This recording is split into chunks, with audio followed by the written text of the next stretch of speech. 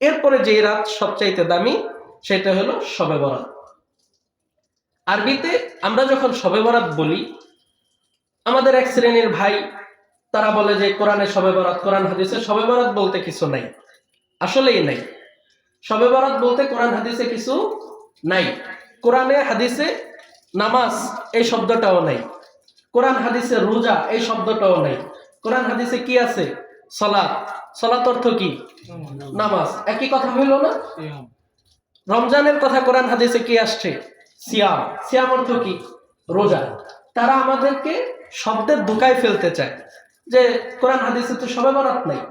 শবে বরাত তো আরবি শব্দ না, সব হইল ফার্সি শব্দ। বরাত আরবি শব্দ, দুইটা মিলেই হইলে একটা শব্দ হয়েছে আমাদের বাংলাদেশে।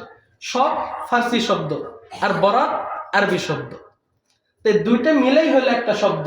কোরআন হাদিস তো দুই শব্দ মিলে লেখা নেই। কোরআন হাদিস এক ভাষার উপরে, আরবি ভাষার উপরে।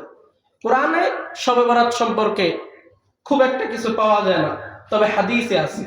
আমরা যেহেতু মুসলমান, আমাদের জন্য কোরআন এবং হাদিস দুটোটাই দরকার।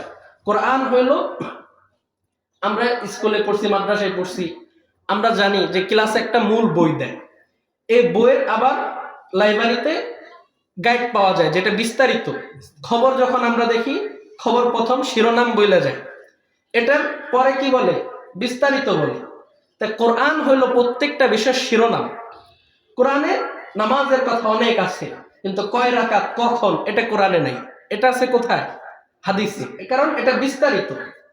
তাই হাদিসে আছে লাইলাতুন নিসফি মিন শাবান। লাইলাতুন নিসফি মিন শাবান, শাবান মাসের অর্ধ রজনী। শাবান মাসের অর্ধ রজনী। এই রাতের অনেক নাম আছে। লাইলাতুর রহমা, রহমতের রাত। লাইলাতুল বারাকা, বারাকাতের রাত, বরকতের রাত। লাইলাতুল ইয়াউম, এই বরকতের দিন। এরকম অনেক নাম আছে এই রাত এবং দিনের। তাইলে কেউ যদি আমাদের শব্দের ধোকায় ফেলাইতে চায়, আমরা শব্দের ধোকায় পড়বো?